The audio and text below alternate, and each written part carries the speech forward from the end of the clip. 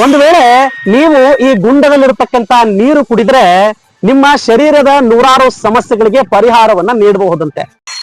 ಅಂತಹ ಶಕ್ತಿ ಈ ಒಂದು ನೀರಿನಲ್ಲಿ ಏನಿದೆಯಪ್ಪ ಅಂತ ನೀವು ಕೂಡ ಕೇಳಬಹುದು.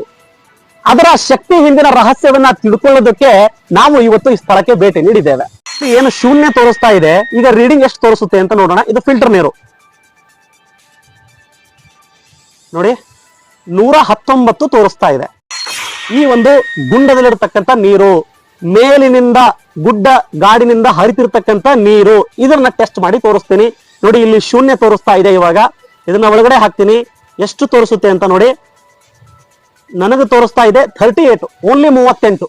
ಆದ್ರೆ ಇಲ್ಲಿ ಏನು ನಂಬಿಕೆ ಇದೆ, ಈ ಗುಂಡದಲ್ಲಿರತಕ್ಕಂತ ನೀರು ಅಥವಾ ಮರ್ಯಾದಾ ಪುರುಷೋತ್ತಮ ಶ್ರೀರಾಮನು ಈ ಸ್ಥಳಕ್ಕೆ ಭೇಟಿ ನೀಡಿರ್ತಕ್ಕಂಥ ಸ್ಥಳ ಅಂತ ಏನಿದೆ, ಮೇಲಿನಿಂದ ಹರಿತಿರ್ತಕ್ಕಂಥ ನೀರು ಈ ಗುಂಡಕ್ಕೆ ಬಂದಾಗ ಅಥವಾ ಪಕ್ಕದಲ್ಲಿ ಹರಿತಿರ್ತಕ್ಕಂಥ ನೀರನ್ನ ಒಂದು ವೇಳೆ ನೀವು ಸೇವಿಸಿದ್ರೆ ಅಥವಾ ಅದನ್ನ ಟೆಸ್ಟ್ ಮಾಡಿದಾಗ ಕೇವಲ 38 ತೋರಿಸ್ತಾ ಇದೆ. ಇದರ ಅರ್ಥ ಅತ್ಯಂತ ಪವಿತ್ರವಾಗಿರ್ತಕ್ಕಂಥ ನೀರು, ಜೊತೆಗೆ ಈ ನೀರಿನಲ್ಲಿ ಸಾಕಷ್ಟು ಪೋಷಕಾಂಶಗಳು ಕೂಡಿದೆ ಅಂತ ಹೇಳಬಹುದು. ಇನ್ನು ಈ ಸ್ಥಳ ಎಲ್ಲಿದೆ ಅಂತ ನೀವು ಕೇಳಬಹುದು. ಯಾಕಂತ ಕೇಳಿದ್ರೆ ಇಷ್ಟೆಲ್ಲ ಟೆಸ್ಟ್ ಮಾಡಿದೀರಿ, ಇಷ್ಟೊಂದು ವ್ಯತ್ಯಾಸ ಕಾಣಿಸ್ತಾ ಇದೆ, ಇಷ್ಟೊಂದು ಪರಿಶುದ್ಧವಾಗಿರ್ತಕ್ಕಂಥ ನೀರು ಎಲ್ಲಿದೆ ಸ್ವಾಮಿ ಅಂತ ನೀವು ಕೇಳಬಹುದು. ನಾನು ತಡ ಮಾಡಿದ್ರೆ ಆ ಸ್ಥಳವನ್ನ ಹೇಳ್ತೇನೆ. ಒಂದು ವೇಳೆ ನೀವು ಈ ಗುಂಡದಲ್ಲಿರ್ತಕ್ಕಂಥ ನೀರು ಕುಡಿದ್ರೆ ನಿಮ್ಮ ಶರೀರದ ನೂರಾರು ಸಮಸ್ಯೆಗಳಿಗೆ ಪರಿಹಾರವನ್ನ ನೀಡಬಹುದಂತೆ.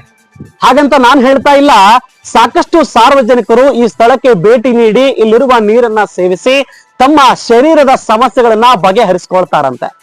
ಅಂತಹ ಶಕ್ತಿ ಈ ಒಂದು ನೀರಿನಲ್ಲಿ ಏನಿದೆಯಪ್ಪ ಅಂತ ನೀವು ಕೂಡ ಕೇಳಬಹುದು. ಅದರ ಶಕ್ತಿ ಹಿಂದಿನ ರಹಸ್ಯವನ್ನ ತಿಳ್ಕೊಳ್ಳೋದಕ್ಕೆ ನಾವು ಇವತ್ತು ಈ ಸ್ಥಳಕ್ಕೆ ಭೇಟಿ ನೀಡಿದ್ದೇವೆ.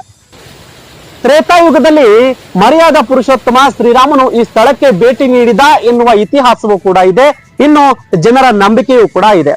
ಅವರು ಆ ಸಂದರ್ಭದಲ್ಲಿ ಭೇಟಿ ನೀಡಿರ್ತಕ್ಕಂಥ ಸ್ಥಳ ಈಗ ಹೇಗಿದೆ ಅಂತ ಹೇಳೋದಾದ್ರೆ, ಅದ್ಭುತವಾಗಿರ್ತಕ್ಕಂಥ ವಾತಾವರಣ, ಗುಡ್ಡ ಬೆಟ್ಟಗಳ ನಡುವೆ ಸಾವಿರಾರು ಗಿಡ ಮರಗಳ ಮಧ್ಯೆ ಒಂದು ಪುಟ್ಟದಾಗಿರ್ತಕ್ಕಂಥ ದೇವಸ್ಥಾನವನ್ನ ನಿರ್ಮಾಣ ಮಾಡಿದ್ದಾರೆ.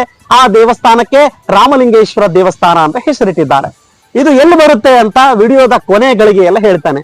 ಆದ್ರೆ ಇಲ್ಲಿ ಪ್ರಶ್ನೆ ಏನು ಅಂತಂದ್ರೆ, ಈ ಗುಡ್ಡದ ನೀರಿನ ವಿಶೇಷತೆ ಏನು? ಈ ಗುಡ್ಡ ಬೆಟ್ಟಗಳ ಮಧ್ಯದಿಂದ ಹರಿತಿರ್ತಕ್ಕಂಥ ನೀರು ಈ ಒಂದು ಗುಂಡದಲ್ಲಿ ಸೇಕರಣೆ ಆಗುತ್ತೆ. ಇನ್ನು ಪಕ್ಕದಲ್ಲಿ ಆ ನೀರು ಹರಿದು ಕೂಡ ಹೋಗುತ್ತೆ. ಇದರಲ್ಲಿ ವಿಶೇಷತೆ ಏನಪ್ಪ ಅಂತ ಕೇಳಬಹುದು.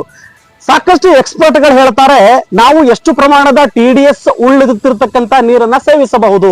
ಯೂಶುವಲ್ ಆಗಿ 0 ದಿಂದ 500ರವರೆಗಿನ TDS ನ ಮೀಟರ್ ಅಲ್ಲಿ ಒಂದ್ ವೇಳೆ ತೋರಿಸಿದ್ರೆ ಆ ನೀರು ಕುಡಿಯಲು ಯೋಗ್ಯ ಅಂತ ಹೇಳ್ತಾರೆ. ಆದ್ರೆ ಒಳ್ಳೆ ಕ್ವಾಲಿಟಿ, ಒಳ್ಳೆ ಮಿನರಲ್ಲು ಇರ್ತಕ್ಕಂಥದ್ದು ಎಷ್ಟರ ಮಟ್ಟಿಗೆ ಅಂತಂದ್ರೆ 0 ದಿಂದ 150ರವರೆಗಿನ TDS ನ ನೀರು ನೀವು ಕುಡಿಯಬಹುದು ಅಂತ ಎಕ್ಸ್ಪರ್ಟ್ಗಳು ಹೇಳ್ತಾರೆ. ಅದು ನಂಬಿಕೆಯೂ ಕೂಡ ಹೌದು.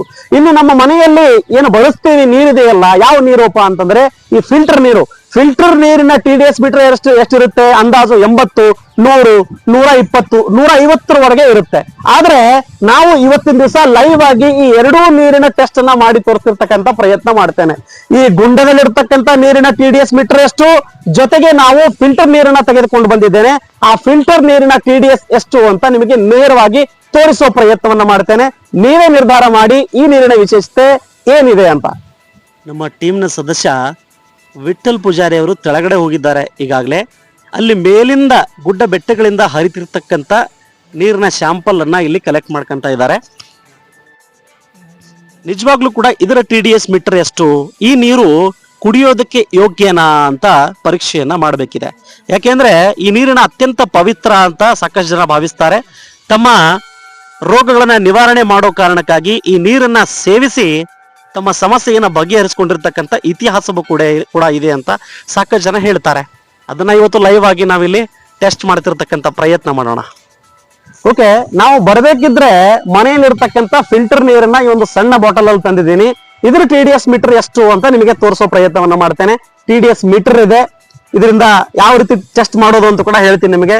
ಇದನ್ನ ಓಪನ್ ಮಾಡಿ ಈ ಒಂದು ಮಷೀನ್ ಅನ್ನ ಆನ್ ಮಾಡಬೇಕು. ಇದರಲ್ಲಿ 0 ತೋರಿಸ್ತಾ ಇದೆ, ಇವಾಗ ನಿಮಗೆ ಕಾಣಿಸಬಹುದು. 000 ಅಂತ ತೋರಿಸ್ತಾ ಇದೆ. ಓಕೆ, ಮತ್ತೆ ಮುಂದೆ ಏನ್ ಮಾಡ್ಬೇಕು ಅಂತಂದ್ರೆ, ಈ ಒಂದು ಬಾಕ್ಸ್ ಅಲ್ಲಿ, ಚಿಕ್ಕ ಬಾಕ್ಸ್ ಅಲ್ಲಿ ಇಲ್ಲಿ ಇರ್ತಕ್ಕಂಥ ನೀರನ್ನ ನಾನು ಹಾಕ್ತೇನೆ. ಇದು ಫಿಲ್ಟರ್ ನೀರು, ಇಷ್ಟು ನೀರು ಹಾಕಿದ್ದೇನೆ. ಇದನ್ನ ಕೆಳಗಡೆ ಇಟ್ಟು ಇಲ್ಲಿ ಏನು 0 ತೋರಿಸ್ತಾ ಇದೆ, ಈಗ ರೀಡಿಂಗ್ ಎಷ್ಟು ತೋರಿಸುತ್ತೆ ಅಂತ ನೋಡೋಣ. ಇದು ಫಿಲ್ಟರ್ ನೀರು, ನೋಡಿ 119 ತೋರಿಸ್ತಾ ಇದೆ, 119 ಅಂತ ತೋರಿಸ್ತಾ ಇದೆ. ಇದು ಮನೆಯಿಂದ ತಂದಿರತಕ್ಕಂತ ಫಿಲ್ಟರ್ ನೀರು. ನೀವು ಏನ್ ಮನೆಯಲ್ಲಿ ಬಳಸ್ತೀವಲ್ಲ ಕುಡಿಯೋದಕ್ಕೆ, ಆ ನೀರಿದು. ಈಗ ಮನೆಯಿಂದ ತಂದಿರತಕ್ಕಂತ ಫಿಲ್ಟರ್ ನೀರಿನ ಒಂದು TDS ನ ಸಂಖ್ಯೆ ನೋಡಿದ್ರಿ. ನಾವು ಈಗ ನಮ್ಮ ಟೀಮ್ ಸದಸ್ಯ ವಿಠಲ್ ಪೂಜಾರಿ ಅವರು ಕೆಳಗಡೆ ಇಳಿದು ಮೇಲ್ಗಡೆ ಹರಿತಿರ್ತಕ್ಕಂತ ನೀರನ್ನ ಈ ಬಾಟಲ್ ಅಲ್ಲಿ ಸೇಖರಣೆ ಮಾಡಿ ತಗೊಂಡು ಬಂದಿದ್ದಾರೆ. ಈಗಾಗಲೇ ನೀವು ನೋಡಿದ್ದೀರಿ. ಇದರ TDS ಎಷ್ಟು ತೋರಿಸುತ್ತೆ, ಅಂತ ಶಕ್ತಿ ಈ ನೀರಿನಲ್ಲಿ ಏನಿದೆ ಅಂತ ನಿಮಗೆ ತೋರಿಸ್ತೇನೆ. ಬನ್ನಿ. ಮೊದಲನೇದಾಗಿ ಮತ್ತೆ ನಾನು ಈ ಒಂದು ಕಂಟೈನರ್ ಅಲ್ಲಿ ನೀರು ಹಾಕ್ತೀನಿ. ಇದು ಈ ಒಂದು ಗುಂಡದಲ್ಲಿರ್ತಕ್ಕಂಥ ನೀರು, ಮೇಲಿನಿಂದ ಗುಡ್ಡ ಗಾಡಿನಿಂದ ಹರಿತಿರ್ತಕ್ಕಂಥ ನೀರು. ಇದನ್ನ ಟೆಸ್ಟ್ ಮಾಡಿ ತೋರಿಸ್ತೀನಿ. ನೋಡಿ, ಇಲ್ಲಿ 0 ತೋರಿಸ್ತಾ ಇದೆ. ಇವಾಗ ಇದನ್ನ ಒಳಗಡೆ ಹಾಕ್ತೀನಿ. ಎಷ್ಟು ತೋರಿಸುತ್ತೆ ಅಂತ ನೋಡಿ. ನನಗೆ ತೋರಿಸ್ತಾ ಇದೆ 38, ಓನ್ಲಿ 38 ಕಾಣಿಸ್ತಾ ಇದೆ ಅಂತ ಅನ್ಕೊಂತೀನಿ ನಾನು ನಿಮಗೆ.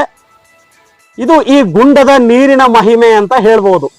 ನೋಡಿ, ನಾವು ಫಿಲ್ಟರ್ ಮಾಡಿರ್ತಕ್ಕಂಥ ನೀರಿನ TDS ಸಂಖ್ಯೆಯನ್ನು ಕೂಡ ನೋಡಿದ್ವಿ, 119 ಇತ್ತು.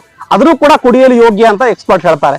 ಆದ್ರೆ ಇಲ್ಲಿ ಏನು ನಂಬಿಕೆ ಇದೆ, ಈ ಗುಂಡದಲ್ಲಿರತಕ್ಕಂಥ ನೀರು ಅಥವಾ ಮರ್ಯಾದಾ ಪುರುಷೋತ್ತಮ ಶ್ರೀರಾಮನು ಈ ಸ್ಥಳಕ್ಕೆ ಭೇಟಿ ನೀಡಿರ್ತಕ್ಕಂಥ ಸ್ಥಳ ಅಂತ ಏನಿದೆ, ಮೇಲಿನಿಂದ ಹರಿತಿರ್ತಕ್ಕಂಥ ನೀರು ಈ ಗುಂಡಕ್ಕೆ ಬಂದಾಗ ಅಥವಾ ಪಕ್ಕದಲ್ಲಿ ಹರಿತಿರ್ತಕ್ಕಂಥ ನೀರನ್ನ ಒಂದು ವೇಳೆ ನೀವು ಸೇವಿಸಿದ್ರೆ ಅಥವಾ ಅದನ್ನ ಟೆಸ್ಟ್ ಮಾಡಿದಾಗ ಕೇವಲ 38 ತೋರಿಸ್ತಾ ಇದೆ.